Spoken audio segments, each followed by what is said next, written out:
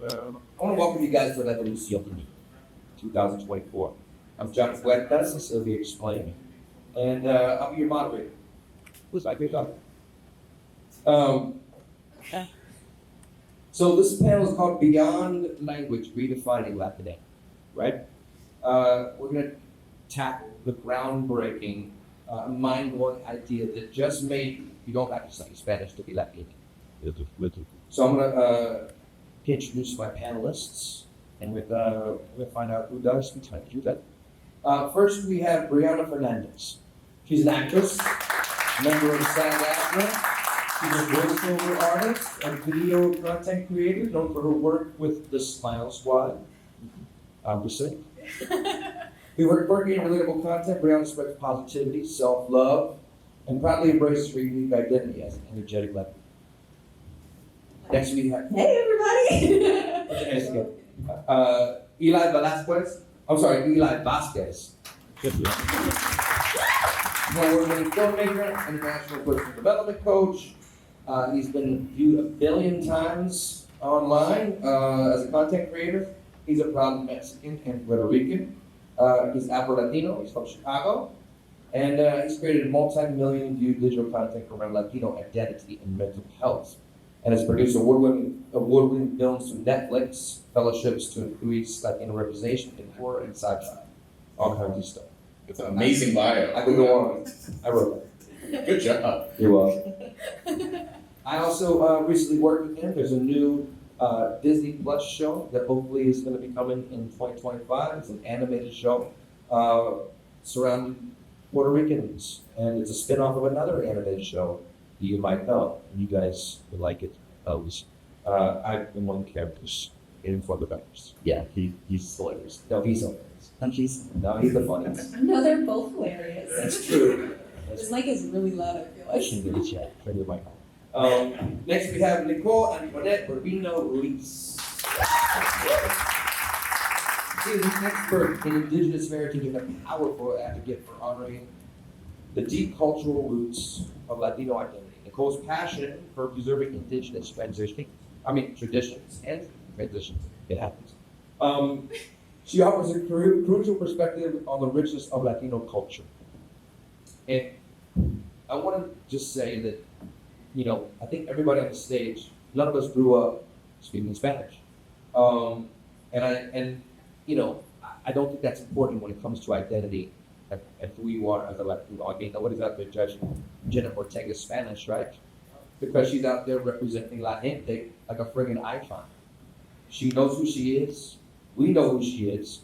Whether she's speaking English, Spanish, or Spanglish, she is 100% badass Latina. She's doing it for us, right? Now let me get real for you, just for a second. My personal story. So my grandmother was this fierce Afro-Latino woman who hated what the colonizers did to Revolucion. Anybody know what Revolucion is? No? That is the original name for the island of Puerto Rico, that the indigenous people named the island. She always made it clear that our Latino identity wasn't tied to the Spanish. In fact, she was so against the language that I think she invented the no sabo kid thing. My grandmother, I'm serious. The irony is that she barely spoke English herself. So imagine her sitting me down lecturing me on how knowing Spanish is just fine and it'll be better for me. All the thickest Boricua accent that you've ever heard. I mean, I was doing mental gymnastics to keep up with what you're saying. I literally could not understand what you're saying. But it wasn't the language that she spoke or didn't speak that made her who she was. It was the pride in her connection to our Afro-Latino roots and her refusal to let anyone define us by our language of welcome. You see, that's what we're here to talk about today. How being Latino is so much more than conjugating verbs or dropping into perfect trill on your R's. Latinidad is in our traditions, it's in our food, and it's in our music, and it's in the stories that we pass down to live. So whether you're the Los Sabo poster child or you're out here like a walking Spanish scholar, you're part of this community. And I think it's time that we break down these language barriers and celebrate the real heart of Latino identity. I promise you this conversation is going to have a little spice, a little talk, and a couple of acts. So, you guys ready to dive in? Oh, yeah. Yeah. So how many of you grew up speaking Spanish? You grew up speaking Spanish? Yeah. Nice. Okay, great. So let me ask you the first question. Now, your connection to your indigenous roots gives you a deep respect on what it's like to be Latino. How do you see indigenous culture shaping who we are as Latinos beyond the language that's often associated with our people? I'm tired of asking much. Now, I ask the hard questions. I'm good. Yeah. So actually, I think of like indigeneity is so deeply rooted in the thing that, down to like some of our healing methods, having like the little red, like eagle eye bracelet. Oh my God, there's so many little like nuggets of me, and so much of indigeneity is like just so like deeply woven in like nearby ethnic culture, like those little things but tapestries and things like that. I think the more people recognize the position in themselves, that I didn't even recognize that he's a community in myself until probably 2 years ago. There's this like genealogy app, or solo that it's through like ancestry.com, and we did that 2 years ago. So like, would I say that like, my heart and his shooting is like so connected, I'm like so within. I just learned like 2 years ago that I'm like spawn now. Yeah. But you know that. Yeah, I did. Aren't you 52% indigenous? Yeah. Out of Andorra? Yes. Probably say my art. So, Right? Yeah, 20% is like, I'm cool. That's a real moment right there. Yeah. good? I mean, I can speak on it, girl. So actually, I did like I really argued it myself as like indigenous and Latina, especially in college. So my major is political science and international studies that were attached to at least Jenny so please from the indigenous developer today there's like Amy Butcher. So going all the way back from like indigenous people of Vasquez in Spain, how they were able to get like sovereignty. They're only the indigenous population that actually has full sovereignty and ability to govern themselves. Whereas like places in Venezuela, right, there's like a pandemic, not a pandemic, an epidemic that's tied to like the plant gold rush. So like just recognizing, oh gosh, why are certain people connected more so to their indigeneity, whereas others aren't? Well, it's not just by happenstance, it's actually just, it's a lot of it is because of circumstance, right? Which is so cool. And I mean, I think it's beautiful to see how things from history can reverberate so deeply and loudly into the present day. Right. And discover the real history of if we take a little deeper, right? Now you got it. Are you? You've studied Spanish. Right now he's living in Mexico City. I am. Working on his Spanish, right? I am working on my Spanish. But you wouldn't call yourself fluent.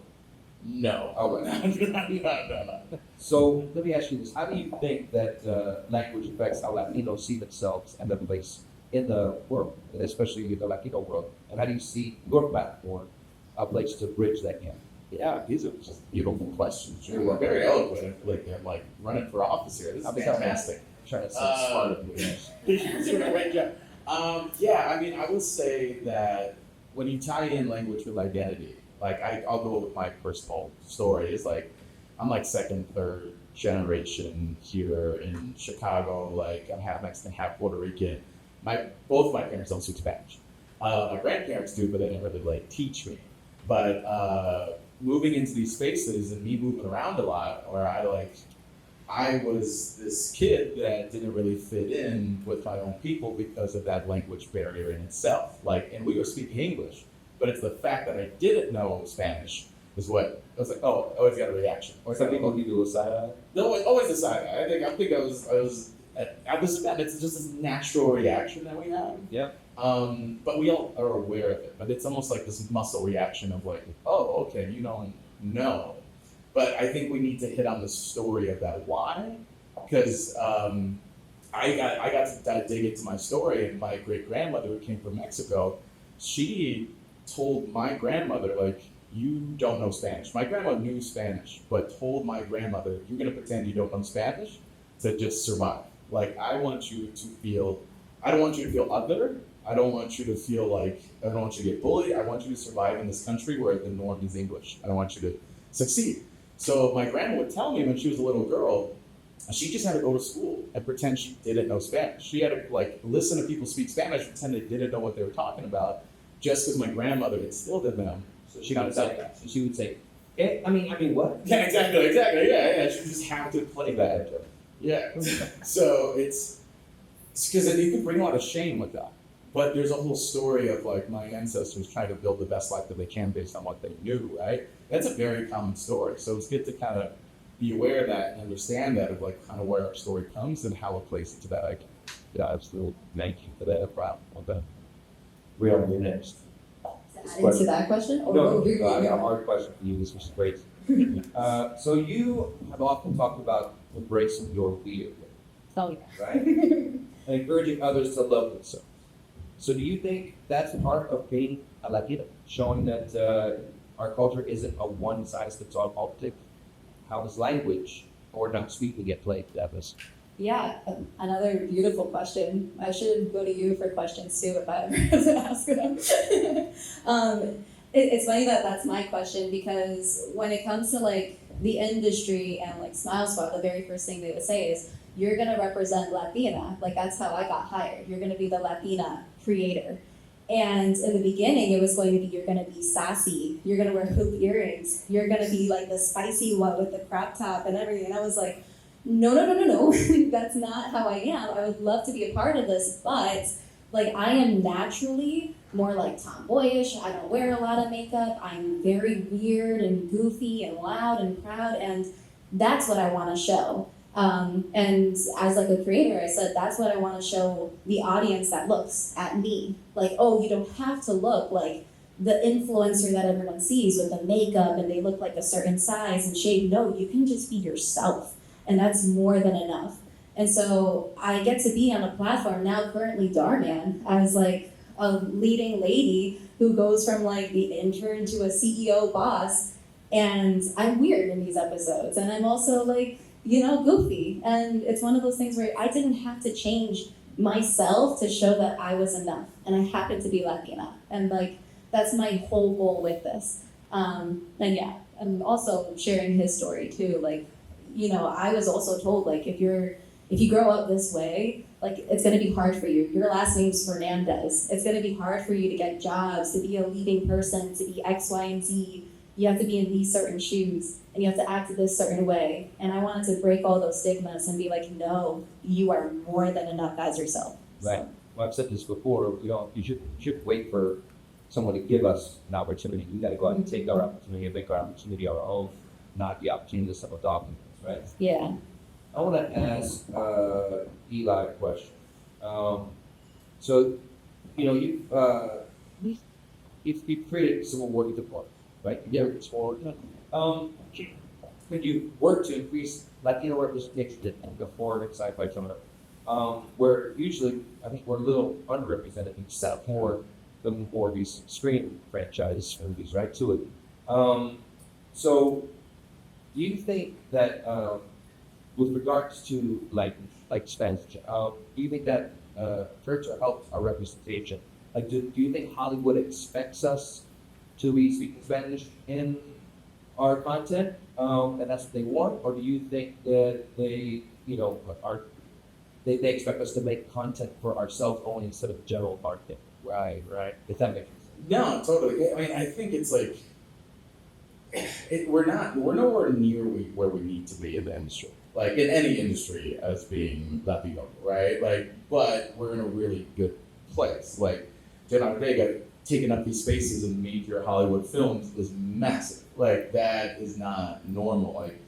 Like I grew up watching like 90s, even 2000s films, and everyone was white.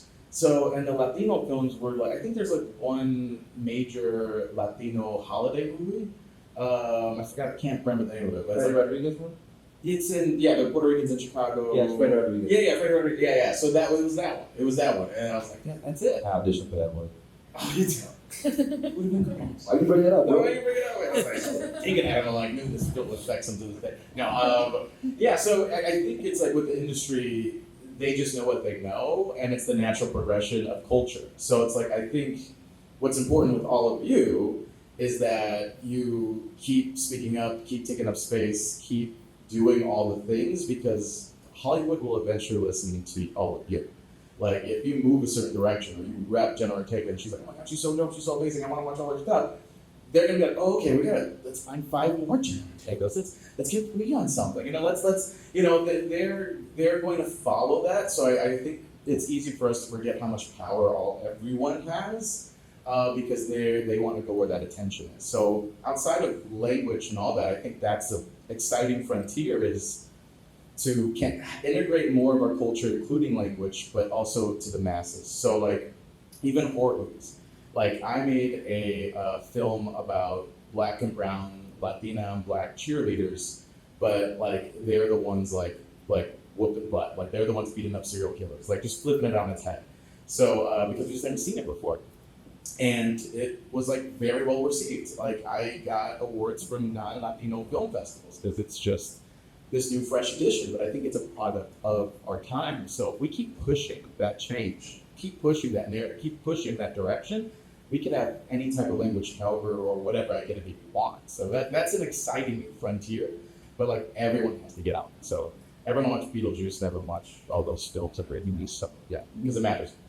Absolutely. So, Nicole, what platforms or what resources out there, do you think are best for Latinos, Latinas to discover a little more richness in our culture when it comes to an indigenous side of our culture? How would someone, besides genealogy, because a lot of you guys are under 18, right? So you can't really just do the 23andMe or the softballs. You can't do that, got tradition.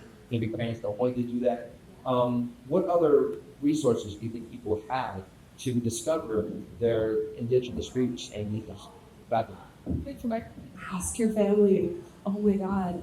I ask my puppies so many questions now, like, hey, where did our Lito come from? Like, why don't you have like a little bit more like color in our family? Because like, the way my family is, like, my side is a little bit lighter, and Auntie's side is like the side is got a little bit more just seasoning. You know what I'm saying?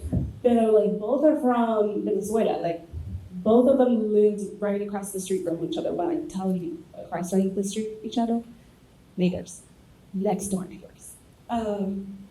But I just asked so many questions. I was like, hey, what was Abuela like? Where did she come from? And then like, I learned like my abuela like came from like some of the white tribes and things like that, and just asked her, hey, what specifically are the little traditions that we do that like aren't just necessarily like Latino, but like more so from like the indigenous side. Like, honestly, it's hard to track down sometimes because we don't always have the answers. Like, Latina is having grown up in a very like white area. Latinos felt like, to me, sometimes like the forgotten like population. Like, white people, there was black people, there were Asians, and I was like, Right. You go to Maryland. I did, yes.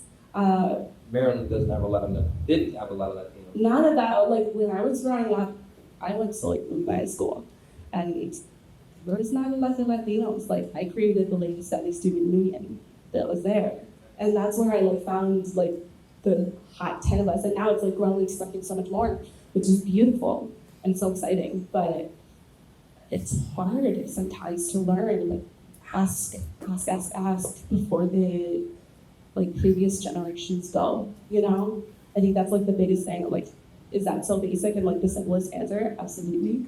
But that's the thing that we forget sometimes. And even like finding like other sources, but I found Instagram, like, oh my God. And like the previous panel from last year when like the indigenous panel was virtual, I asked like, hey, like, how did you guys find out like what the traditions were and things like that? And they're like, oh, sometimes we just like Googled on the real, like looking up, okay, like I have XYZ genealogy, and what are some of those traditions there? I'm like figuring out, but then putting the pieces together. So yeah.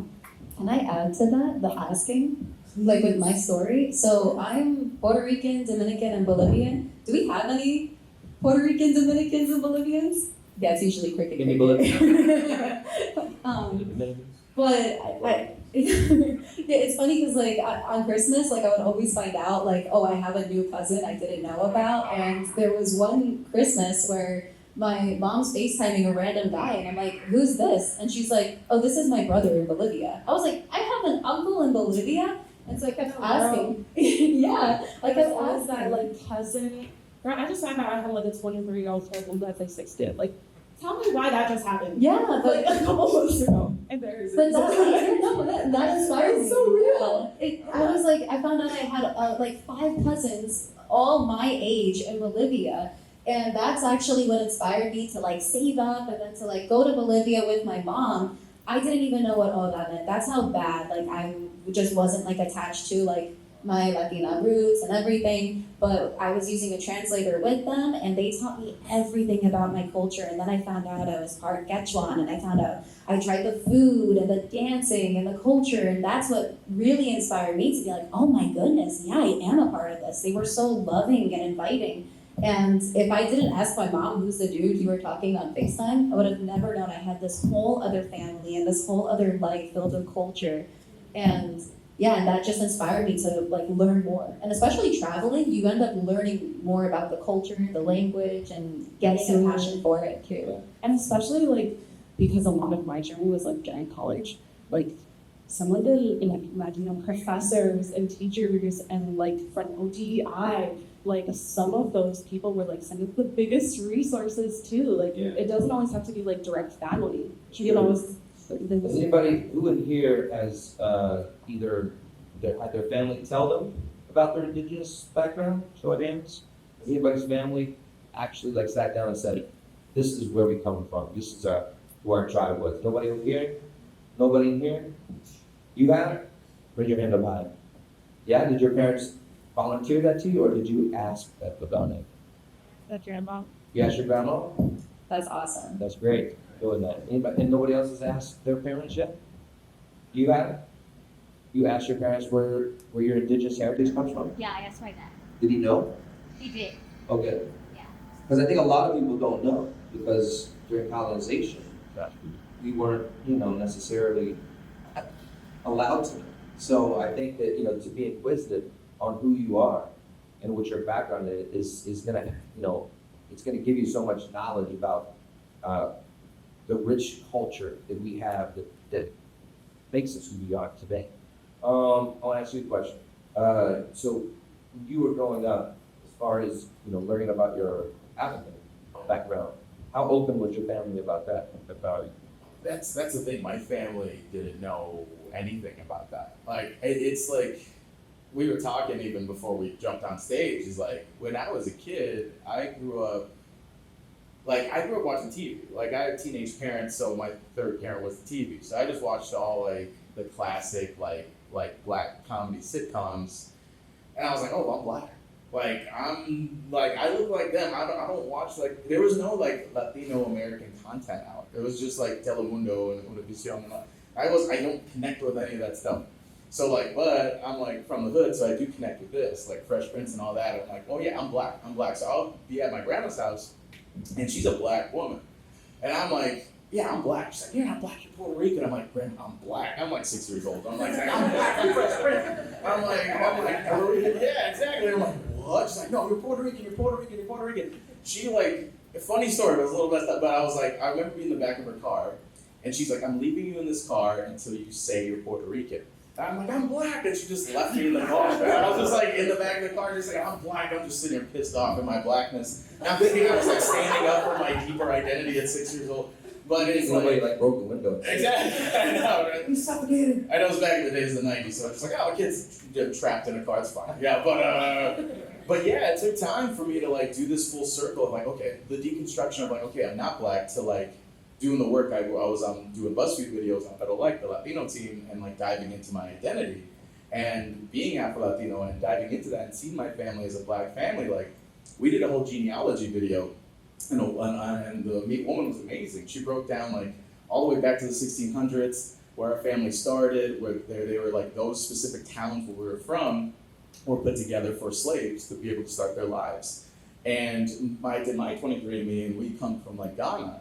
So it all like traced together this beautiful history of like potentially my ancestors were like freed slaves, and they had to write down like, yo, I'm free, because they couldn't write. So Something for you to be proud of. something for me to be proud of. It's this beautiful history, and all these slaves had escaped the other islands to go to Puerto Rico because they abolished slavery before all the other islands did. West side. Yeah, exactly. So we freaking. So I probably had a great grandpa who jumped on a boat or just swam his ass all the way to Puerto Rico to start a life. That's a beautiful story.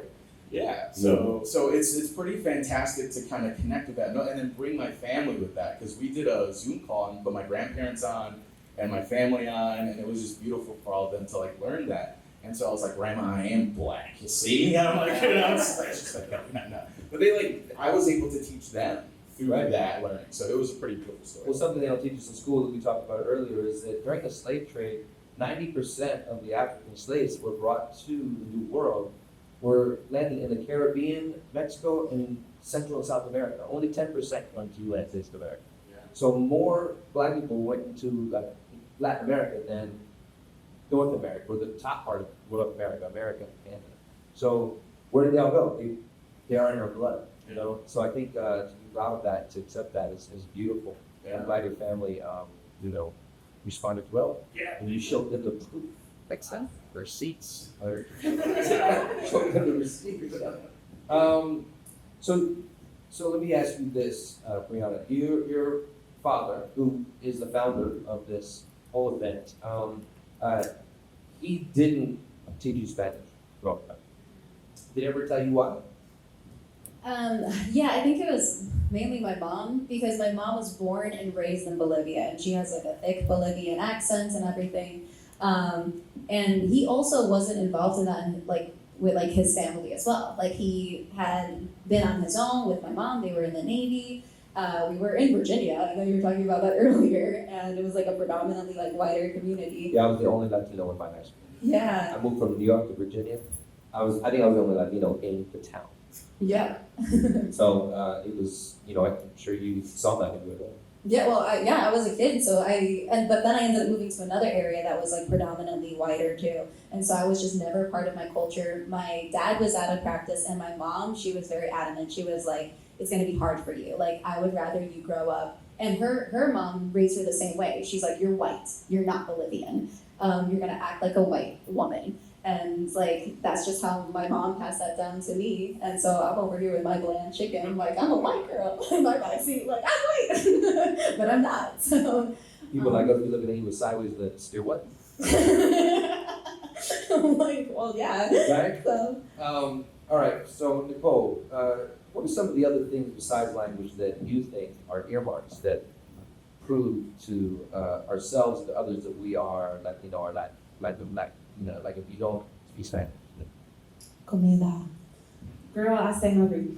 The recipes, the music, there's nothing like, and I know like everyone can probably, so many people can probably have that picture of like sitting by the kitchen counter. The generation where I did speak Spanish and I grew up speaking Spanish, I went to church in Spanish, everything was Espanol. So, and I respect anyone who is learning it, the former Spanish teacher as well.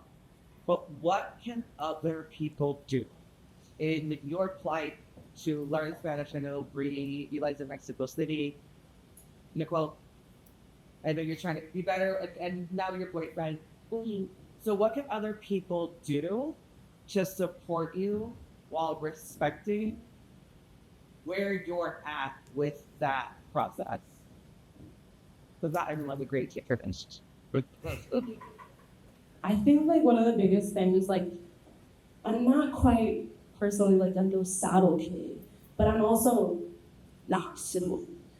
Like, I've had people in passing be like, "Oh girl, you're fluent," and I'm like, the way I fumble my words, oh, and sometimes I think there's like a bit of like mental insecurity there.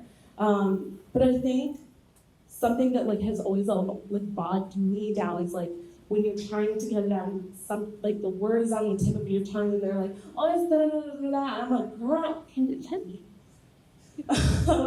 Like I almost had it. But like having the patience to like let you get it out, and sometimes like knowing like the person, and it might be more on a like individualistic type basis of like knowing, girl, I need to stop you right there, or you think literally. I think it's like that finding that really good balance, and also just like the practice of it, or being more willing to be like, hey, let's. Yeah, I was gonna add being patient and inviting to whoever's learning the culture. I remember I was actually on set last week for another film, and the lead actor went to me and he was like, "Oh, you're Latina?" And I'm like, "Oh yeah, yeah." And then he was like, "Are you fluent in Spanish?" I'm like, "No, but I can understand fluently and I'd love to practice it." He's like, "I only talk to fluent people." And I was like, I remember feeling really, yeah, I kid you not, that happened. And I remember just being like, oh, okay, laughing it off. And I just thought to myself, like, dang, I could have practiced my Spanish with you. I could have told you what I know. You could have shared what you know, and it could have been an inviting environment. I think that's happened a lot too, where like in different jobs, where they're like, oh, you wouldn't understand. And it's like, no, help me understand. Invite me. I want to learn. I want to be a part of it. You know, like, oh, what does this culture represent? What does this food represent? What do these clothes symbolize? It's like, if you're more inviting and loving, then it makes it easier for you to mentally get out of your head when you're speaking Spanish, because you're feeling more comfortable and confident. And I think instilling that confidence in other people brings that unity, which is really what Revolucion is about. It's like, it doesn't matter where you are. That's right. You are accepted, and you are Latino, Latina, Latinx, like however like you identify your culture, like you are all together as one. That's right. Absolutely. And I was going to say, to piggyback what she said, and this her story, at least, best way to help is no judgment. Mm-hmm. Don't judge someone. Don't judge someone if they are working on their Spanish and it's not so great yet, but also don't judge someone if they don't speak Spanish and they still identify as Latino, because it doesn't matter. If that person knows the culture, I know the culture very well. I know the indigenous part, I know the African part, I know the music, I know the food. I just don't speak Spanish that well. So don't judge me, and don't judge people. Just be, like she said, accepting and help, and just say that person is who they are, they know who they are, and now I know who they are. Yeah. I love what everyone's saying. It's because majority of my life I felt less than because I didn't speak Spanish. Like, I worked at BuzzFeed before, but like the Latino team was started. When it started, I was like, oh, I can't join that. Like, they invited me. They're like, yo, come on down, make videos with us. And I'm like, I don't speak Spanish. I don't belong there. Like, I'm not Latino enough. What would I even talk about? And it was so beautiful to like make videos about me not knowing or not feeling like I was enough, and to see in the comments and it doing well of other Latinos around the country, around the world, saying, I also feel this way. But what was so beautiful was I got to be part of such a supportive group of Latinos on the Federal Ed team, and they were like, Eli, just practice with us. Eli, it's all good. Just have fun with it. We're not gonna judge you. Like, and then they were so encouraging. Like, Gabriel, the comedian, he's gonna be performing tomorrow. He was like, yo, bro, like super Dominican guy. What's up, bro? Yeah, yo, practice me anytime, bro. I got you. I was like, yeah, no, of course, dude. And it was so open and inviting, because it's scary. It's like I'm facing so much shame. Like, I have to face so much shit. That's like something I instilled. But like, to have that supportive group, it was so important to have that. Because then I could go out and take those chances. And then even being in Mexico City, people are so damn nice. Because they don't have to overinflate that they're Mexican because they live in Mexico. So it's like, I say I don't know Spanish. They're like, oh my God, I'm so sorry, my English is not good. I'm like, I'm in Mexico. I should be knowing your language. I'm here. So it's funny to be in the States and talk to someone in Mexico that's Mexican and say, oh, you don't know Spanish. And then be in Mexico City and people are just like, oh yeah, no, it's fine. We'll just switch tickets. I'm like, you got it. Yeah. So it's pretty great. Yeah. Somebody else had a question over here. I saw a little hand raise up. That was you, December. Yeah, let me get my go guys. That's right. We sit right there. Your father. So whether you work in your workspace and we're trying to learn about Spanish, how intimidating do you just feel when you learn or starting to learn Spanish? Did you ever feel like that? How did you like hold it? Have. Yeah, I mean that's such a great question. Thank you for asking that. I mean, I think when you first start, like the funny thing is like it's an additional layer of, again, we talked about that shame. Like I remember like my grandma's a retired flight attendant, so she got me like flight passes. I went to Thailand to go like kickboxing and tell my mom. She like freaked out. It's open, but I was openly speaking Thai. Like I practiced for like a month. I was just like, Sawadeka, I was butchering it, but no one expected me to know Thai. Like, so it was easier just to make mistakes and play. But with Spanish, I'm supposed to know that. Like, that's at least an narrative I instilled in myself. So there's this, like, I know more Spanish than I let myself practice. Because if me messing up means so much more than another language. So it's really this self-love and self-forgiveness and accepting your story and where you come from, to know that, like, the fact that I'm even here sitting in this uncomfortability shows that, like, I am progressing in myself, but also progressing in my family and also progressing in the future.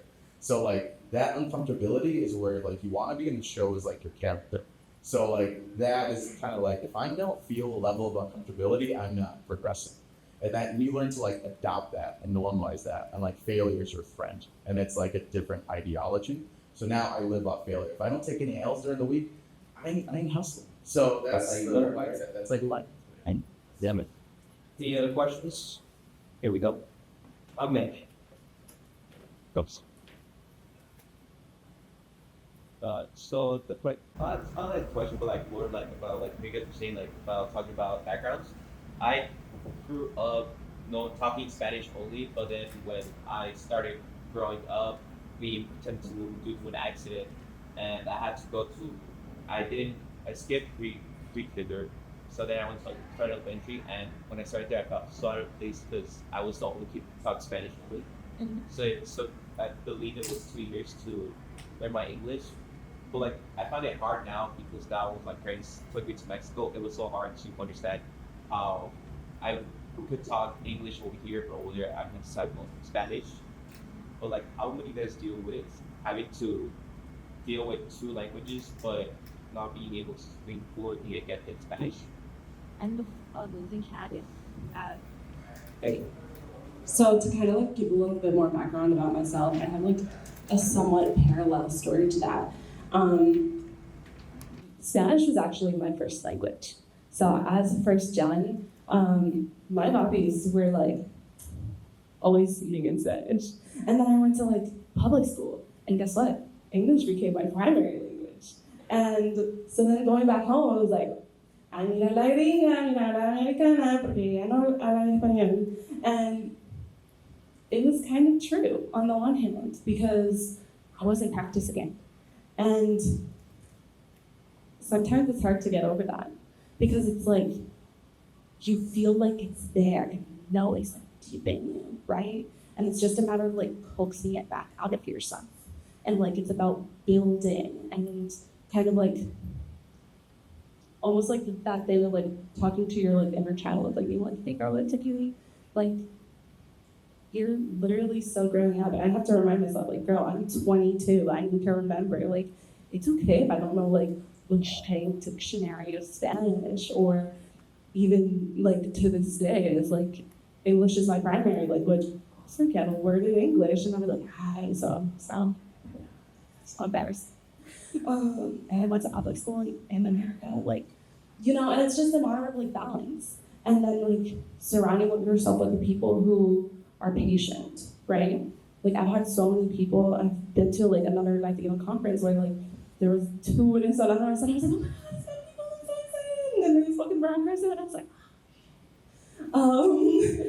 because I couldn't keep up. And then we switched to English, and I was like, oh, please, like, bring it back, And it's also like a matter of advocating for yourself, remembering to like speak up, because like I think back to that moment where like I was mentioned in Salvador Barnabas, and I stood and no podemos hablar en español, pero un poco más pasito, you know what I mean?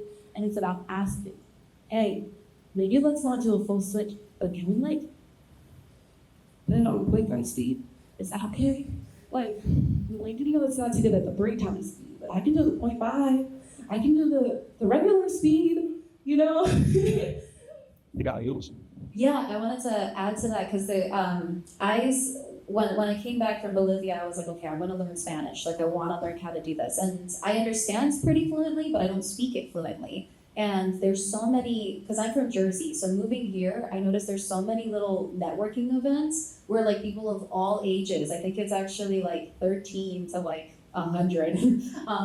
And we're all different levels of where we are in the Spanish language, and they just have like a little community where like there's like salsa, little nachos and everything, and we just like talk to each other. And so you might go to someone and they're like, hola, me llamo Jerry, and then the next person is like, hola, ¿cómo estás? So it's like a whole, and it's fun because everyone's out of their head because we're all in different levels helping each other, and everyone knows like, oh, okay, I have to slow down here, or I can speed up here, and it's a great way to practice and get comfortable again because it's all different cultures, all different dialects. I learned that one word in Spanish might mean like 8 different things in like the different languages, like straw. Oh yeah. Straw is a different word in every single Spanish language. I don't like. Yeah, she's saying she's on number 7, so it's cool. So if you ever want to do that, they do have communities. Even if you are still in high school, where you can practice with all different levels. You might see me in one of them, and then like it's just people eating together and then just talking at your level, and it helps you get out of your head. It's helped me get out of my head in a lot of areas too. Any other questions? Okay. Count is to do that. I'm loving all the questions. You're really getting your steps in today. I'm like, Yeah, make John earn his steps. No, truly. Have them downstairs. I think first you just I think so. living, you know, everything in the distant voice, the tenure. Oh, we're so good. How did you know that you wanted to become the person that you are today? It's a trick question. Better than all my questions.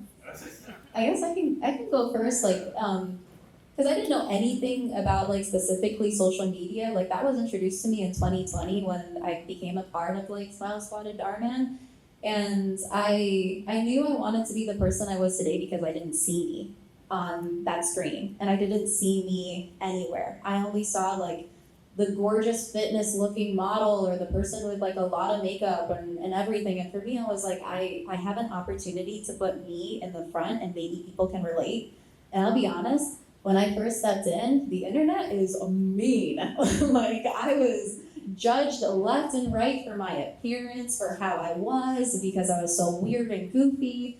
And it wasn't until like I started getting those messages that were like, thank you for doing that, where it helped me rebuild my confidence and kept making me want to go.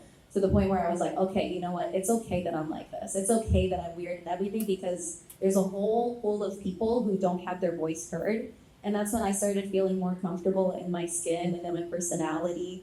And yeah, so that's kind of my story with that. It's basic. Yeah, I want to say, I wish I could say it was like, I wanted to see myself, but I think when it came to filmmaking, I realized I wanted to be a filmmaker when I was like 18, like in college, or no, high school.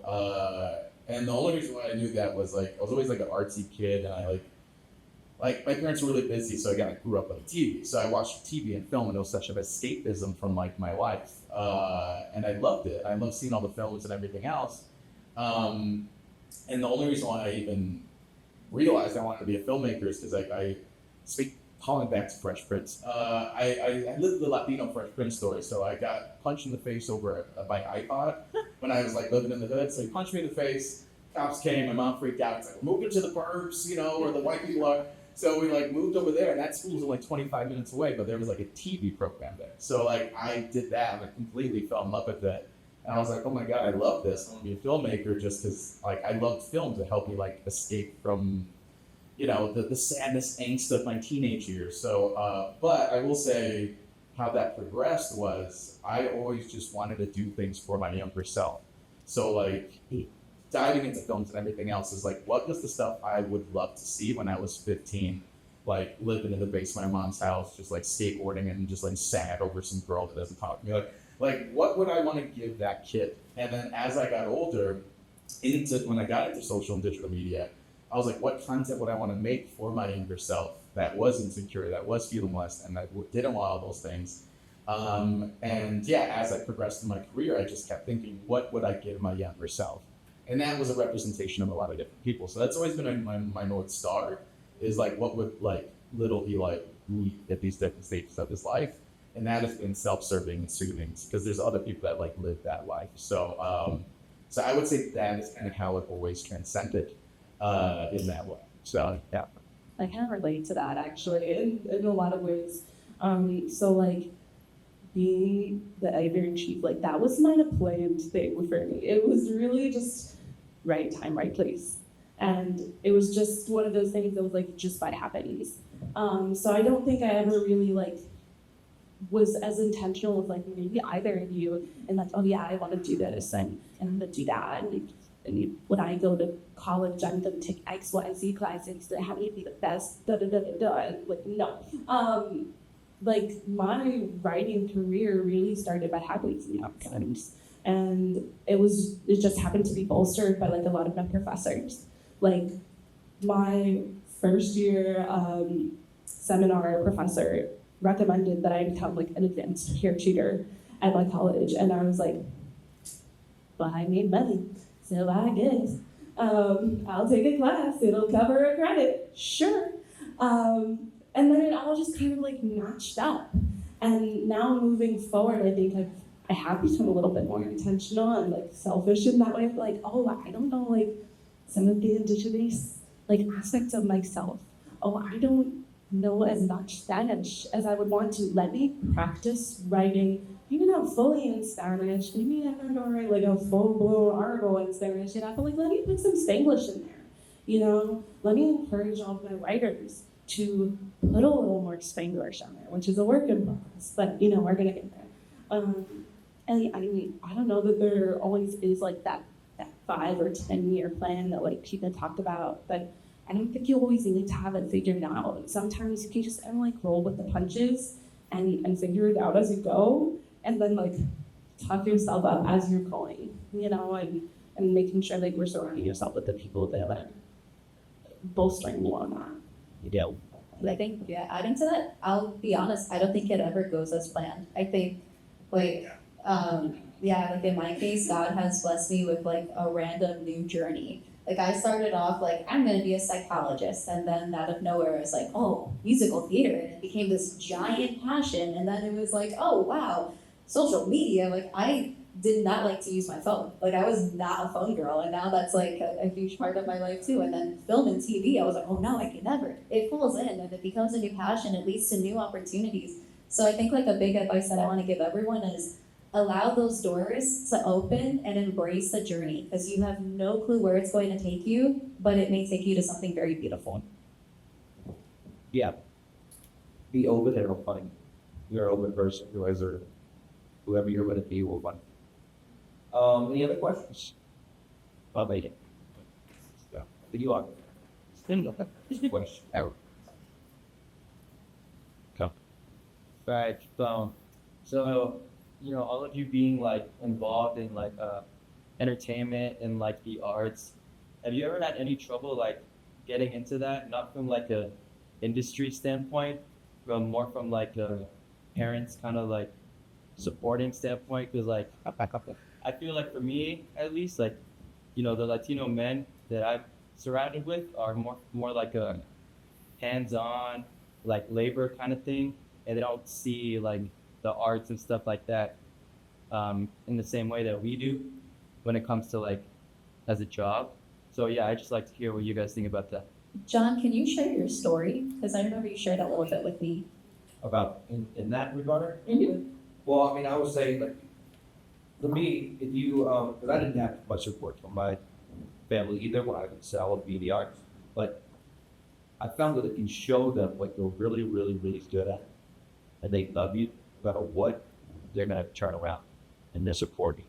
So keep doing what you're doing. Be really passionate about it, so they can see it. Be really good at it, and they can see it, and find success in it, so they can embrace it. And then they'll have no choice but to support me because they've done it, right? And I think for me, it was about taking risks, which then ties back to the previous question too. Being open and it'll find you. Also, figure out what makes you smile. coffee, figure out what it is that's usually going to be a list of things, right? And try all of those things. You have like 80 years on this planet? You have a lot of time to try everything once. You might not be great at it, you might not be an expert at it, but you've tried it. No matter what it is. Like there are places you can go and drive a race car.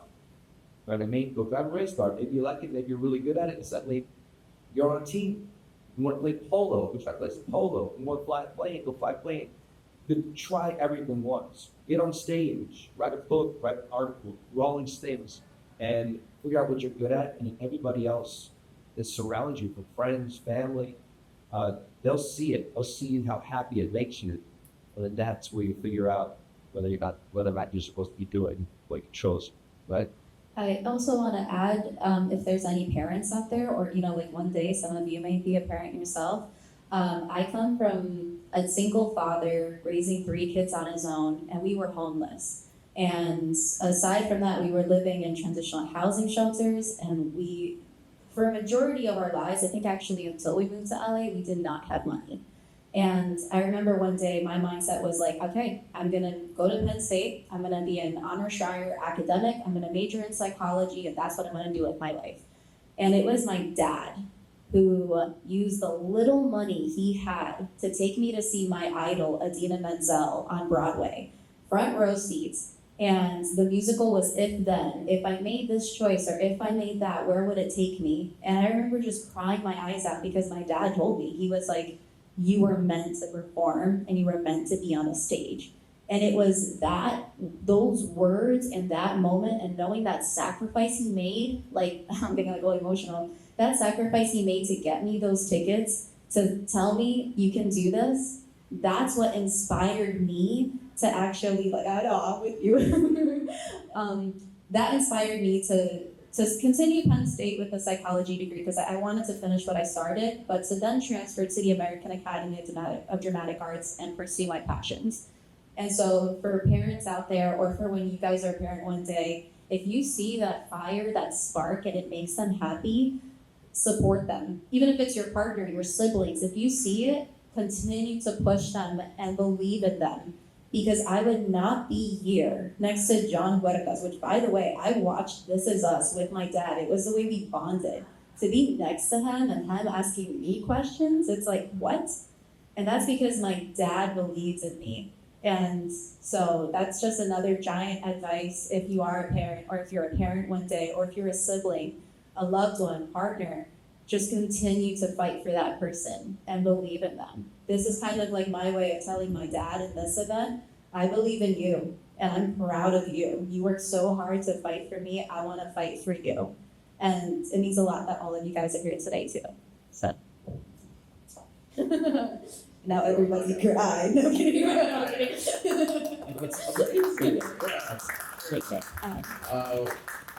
I will say this because my mom wanted me to be a priest because when I was baptized, well, I was baptized as a kid, and like the priest held me up Lion King style to the church and announced that my destiny was to be a priest. Yeah, exactly.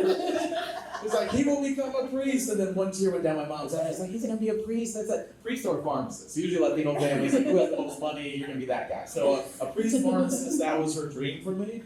And I chose filmmaking. So she was pretty bummed about that. She was pissed, she was angry, she was all that. We butted heads a lot.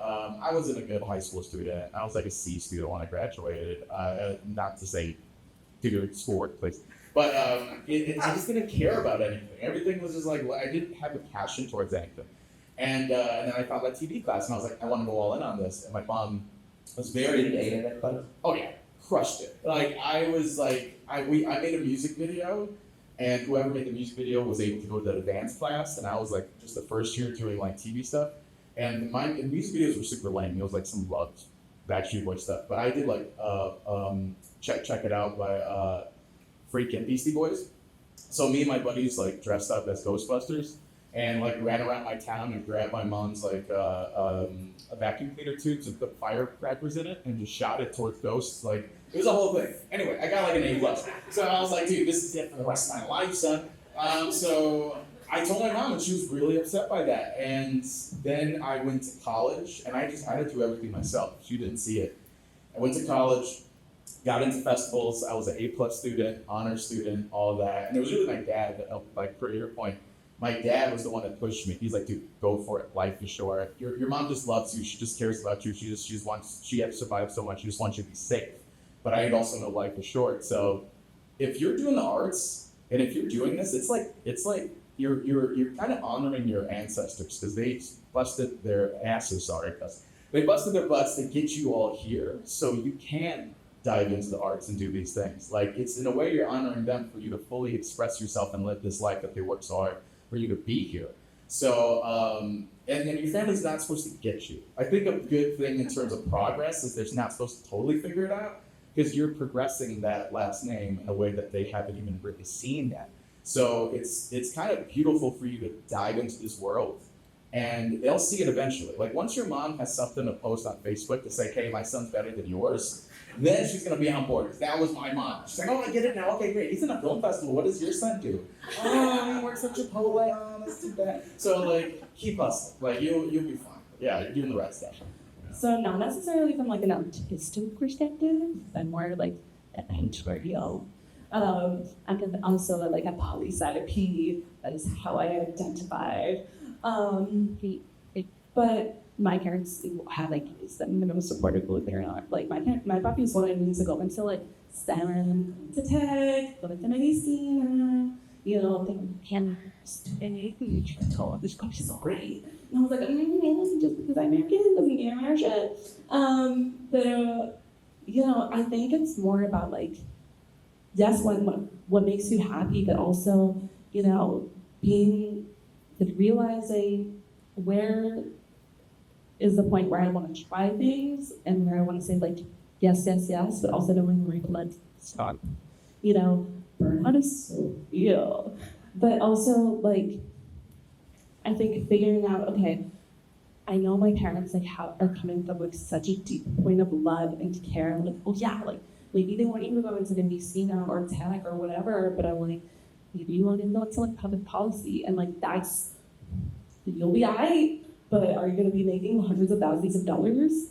No, and that's okay. And like remembering that like everyone has to be like the most like successful on team like person in the world, and just like remembering, hey, has this treated me, and like staying okay with that, I think is like the most important thing. Thank you for that. Well, if there's no more questions, that's our panel. You guys got some amazing questions. Thank you very much. Thank you. You guys gave incredible answers. We really appreciate you guys being here and listening to our panel and participating in this event. It really means a lot to us. It means a lot to the dad, and we hope you enjoyed it. We'll take something away. You got one more thing to say? Wonderful. So, Evan, Your friend has something to say? no, you asking relating to what she works at. She said she works at Garment, right? I do, yeah. Because you watch those videos that told that dude, but those skills were like, it was like, how long have you worked in that area? For social media or for the Darman channel? Both. For social media since 2020, and then for the Darman channel, almost going on 2 years. As soon as Smile Squad ended, they kind of hopped me on and they were like, we want you to be like the protagonist for like a lot of our episodes, and they're my family now, like the Darman family. I'm with them a lot, just like filming fun things, whether it's like the shorts or the long form, and they're just such a loving community. They're also all about changing lives, spreading positive messages. They're like soap operas, very dramatic, a lot of crying, but definitely such a blessing to have in my life. So. Thank you for that question, man. All right. Thank you, guys. Okay. Thank you everyone for being here. We have loads of local community vendors. Please go out, check them out, support them. This event truly is for Latinos by Latinos. We've got all sorts of food, jewelry, STEM. The Space Center is here. So there's so much for you to go and do. Have fun. Our next panel is at 1 o'clock. So go enjoy yourselves. Yeah.